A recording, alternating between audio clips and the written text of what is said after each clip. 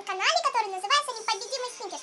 И сегодня у нас открывается новая рубрика, которая называется «Мы проверяем странные лайфхаки». И сегодня у нас в гостях Наташа. Всем привет! И это Наташа, она будет сниматься у нас часто в видео. Итак, и сейчас мы начнем снимать лайфхаки. Итак, первый у нас мы проверяем лайфхак, который содержит зубной пастой и зубной щеткой. Итак, если нанести на зубную щетку зубную пасту и помассажировать, так сказать, губки, они станут намного больше. Ну, давайте с вами проверим. Так, наносим на зубную щетку зубную пасту и начинаем тереть свои губки.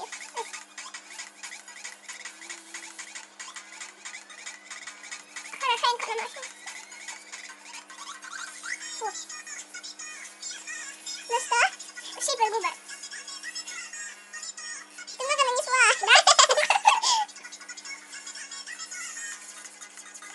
Ну, а теперь пойдем это все снимать.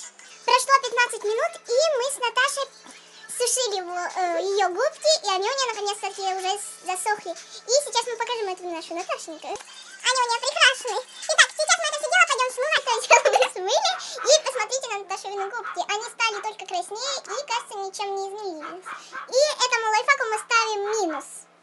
Итак, во втором лайфхаке нам нужно, если девушка очень быстро хочет заплестись, то у нее должна вырасти борода. Но, а сейчас мы это вам покажем, получится ли у нас это или нет. И сейчас у меня появится оборотка, и ее мне сделает Лера. Итак, пряди мы делаем на две стороны, так можно сказать. И можно даже разделить. И заплетаем просто оборотку. Пряди мы можем брать любые. Но чтобы тут было не сильно так уж и туго, чтобы мы потом эту оборотку могли снять. Так, быстренько это все заплетаем. Так, оборотка. Оборотка чуть не удалась. Оборотка. Вот так. Так, это не идет. Будет обороточка. У каждого человека будет бородочка.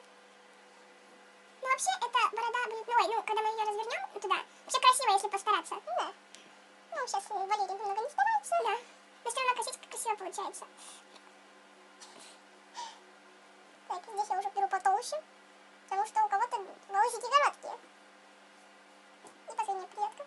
Еще здесь вообще? Да, я знаю. Я имею в виду со сторон. Так, что мы с тобой творим? Бородочка. Резиночку ты не взяла? Ну ладно, так просто давай. Итак, и мы переворачиваем. Шапочка. Итак, вот эту бородку мы все перевернули уже на голову. И вот какая красота получилась. Конечно, если постараться, то будет очень красиво, но в спешке я что успела, то и сделала. И этот лайфхак заключается в том, что если у вас секутся волосы, в этом лайфхаке только понадобятся сами волосы и ножницы. Надо волосы закрутить в жгутик. И те волосы, которые торчат, нужно просто обрезать.